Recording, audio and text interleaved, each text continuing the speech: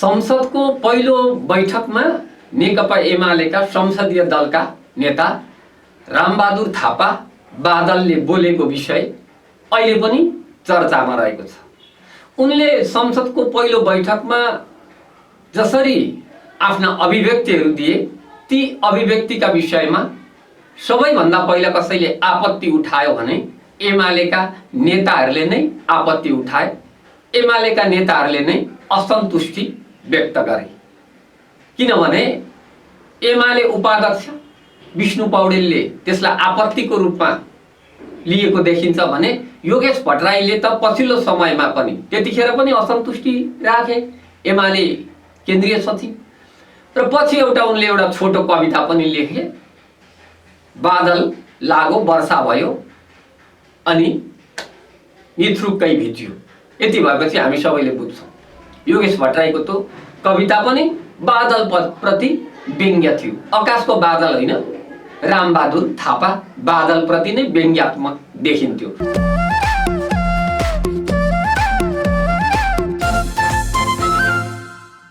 नमस्कार, म जीएन शर्मा।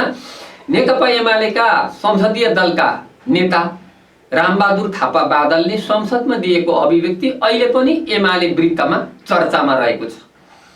यो विवादास्पद जस्तो पनि भयो, तर यसलाई विवादास्पद कसले बनायो भन्दा एमालेकै नेताहरूले बनाए। किनभने बादलले संसदमा जुन अभिव्यक्ति दिए त्यो संसदको पहिलो बैठकमा त्यहाँ कसैले नियमापत्ति पनि गरेन, कसैले त्यति धेरै आपत्ति पनि उठाएन। आपत्ति कसैले उठायो भने एमाले भित्रैका नेताले आपत्ति उठाए, असन्तुष्टि एमाले भित्रैका नेताले गरे र कतिपयले त्यसलाई समर्थन पनि गरे। बादलले जे बोले ठिक बोले भन्नेहरू पनि एमालेमा धेरै भए।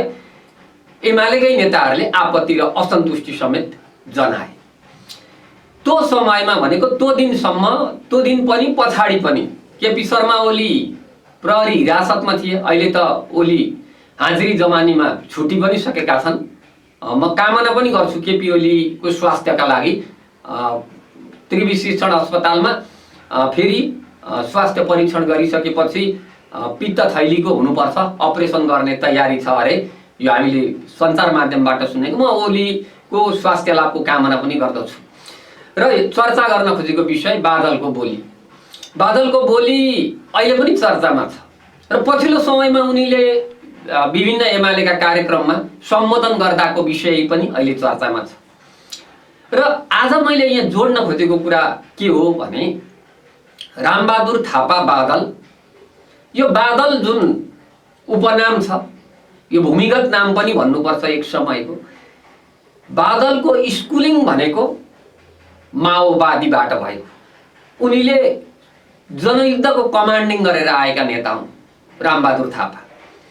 पछिल्लो समयमा एमालेसँग माओवादीको भनौँ न एकता भइसकेपछि जब ती विभिन्न घटनाक्रमहरू भए, बादल लगायतका केही नेताहरू एमालेमै बसे।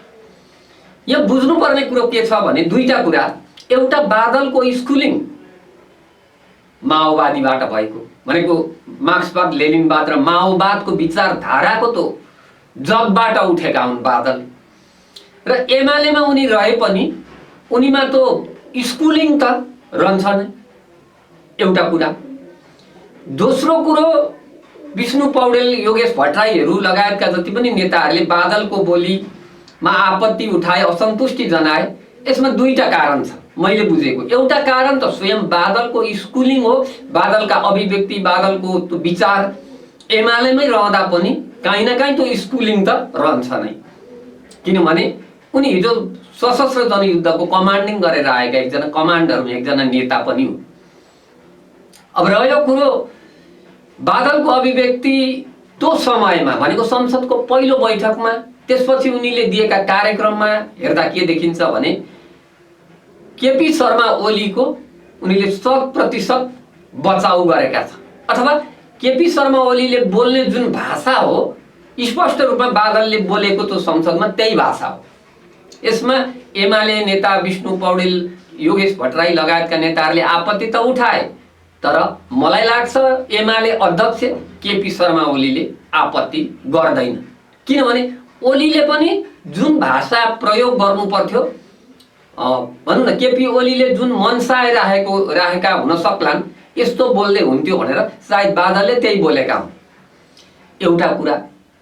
दोस्रो कुरा के हो भने त्यो आपत्ति उठाउने, त्यो असन्तुष्टि जनाउने कुरामा केपी शर्मा ओली एमाले अध्यक्षले बादललाई विश्वास गरे, बादललाई भर गरे, बादलको विश्वास गरे। त्यही हुनाले पनि संसदीय दलको नेता पनि बादल बने र कार्यभारको जिम्मेवारी, मूल कुरो कार्यभारको जिम्मेवारी केपी शर्मा ओलीले बादललाई दिए। यसमा नेताहरूको त्यो पोलिटिकल इगो भन्छ कहिलेकाहीँ, त्यो नेतृत्व मैले गर्न पाउनु पर्थ्यो, त्यो पदीय जिम्मेवारी मैले गर्न पर्थ्यो भन्ने पनि यहाँ लागू हुन्छ काहीँ न काहीँ।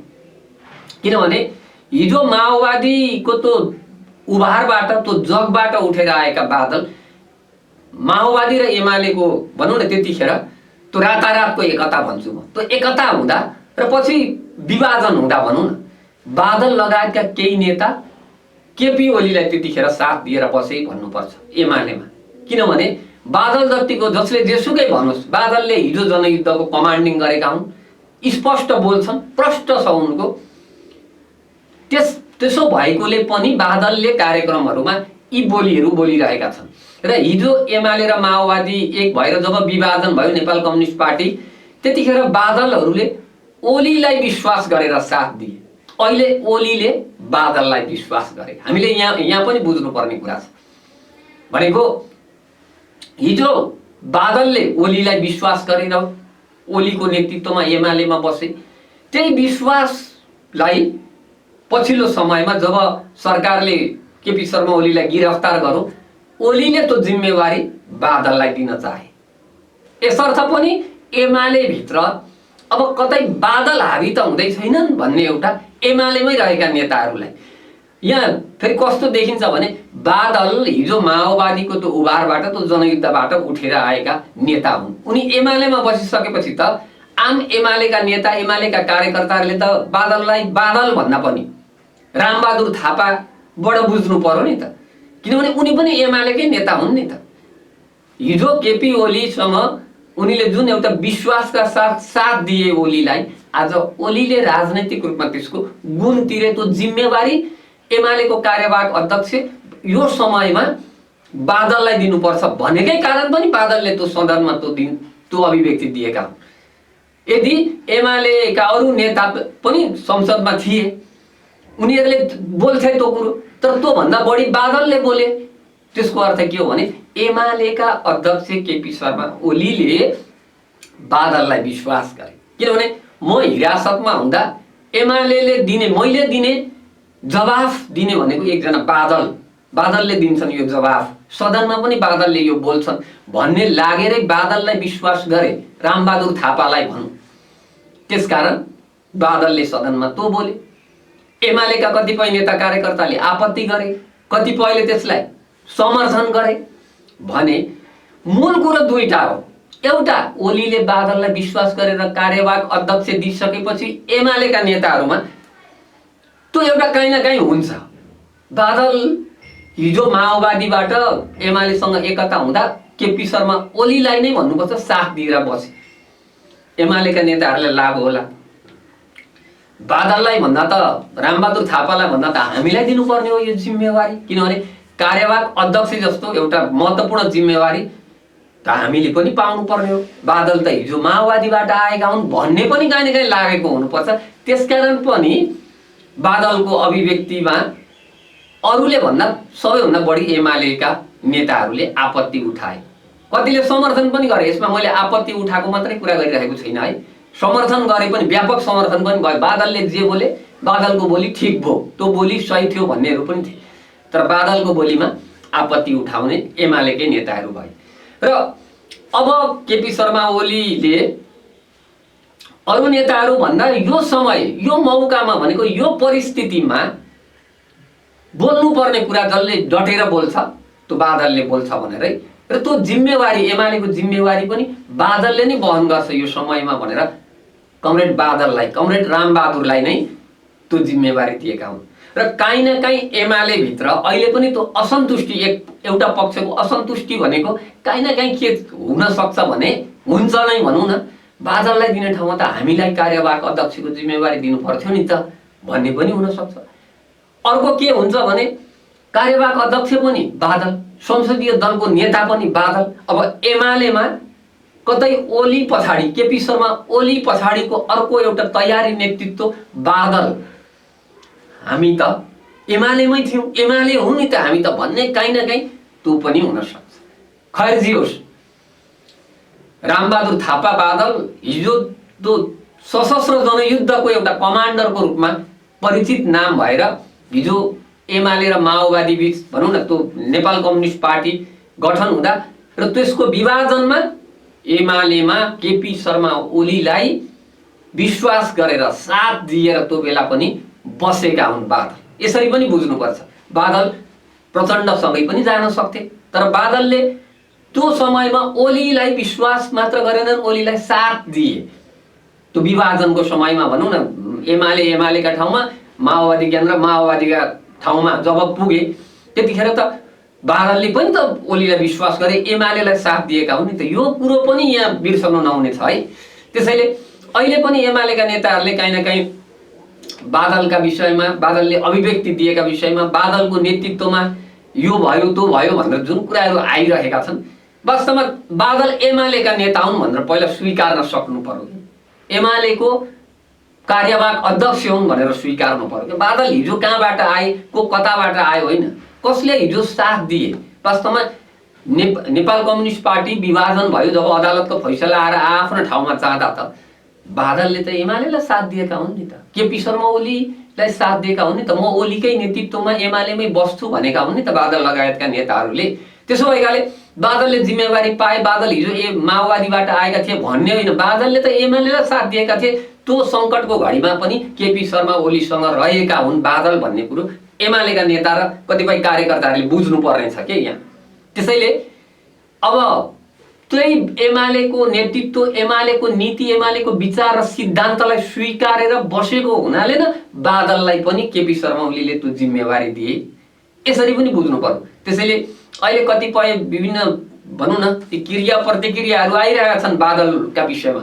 म के भन्छु भने बादल एमालेका नेता हुन्, बादल विचार सिद्धान्तबाट खारिएर उठेका नेता हुन्। हिजो केपी शर्मा ओलीलाई, नेकपा एमालेलाई, नेकपा एमालेको नीति विचार र सिद्धान्तलाई म स्वीकार्छु। अब केही गर्छन् भने केपी शर्मा ओलीले नै गर्छन्, म त्यही ओलीको नेतृत्वमा एमालेमा बस्छु भनेर बादल त्यहाँ बसेका हुन्।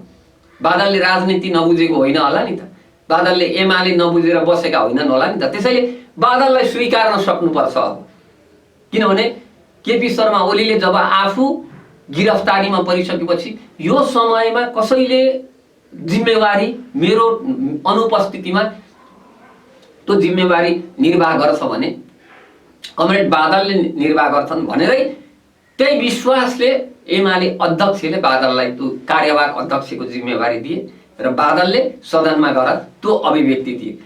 कतै केपी शर्मा ओलीले भोलिका दिनमा आएर बादल कमरेड अथवा रामबहादुर थापा कमरेड तपाईँले चाहिँ कार्यवाहक अध्यक्ष दिइरहेको समयमा सदनमा गएर त्यो बोल्नुभयो भनेर आपत्ति उठाउँछन् होला त? मलाई लाग्छ आपत्ति उठाउँदैन। किनभने म नहुँदाको अवस्थामा एमालेको नेतृत्व रामबहादुर थापा बादलले गर्छन् भनेरै केपी शर्मा ओलीले त्यो नेतृत्वमा, त्यो जिम्मेवारीमा भनौँ न तत्कालीन अवस्थामा बादललाई त्यो जिम्मेवारी दिए भने एमालेका नेताहरूले पनि यसमा आपत्ति नउठाउँदा हुन्छ। किनभने बादल राजनीतिको त धरातलबाटै उठेको एउटा नेता हो। आज माओवादीमा नआउलान् बादल, तर म व्यक्तिगत रूपमा उनको जुन नेतृत्व, उनको कौशलता हो, व्यक्तिगत रूपमा उनीसँग धेरै मेरा विचारहरू असहमति छन्, तर बादल एउटा वैचारिक र सैद्धान्तिक धरातलबाट उठेर आएको नेता हो भनेर चाहिँ म पनि स्वीकार्छु।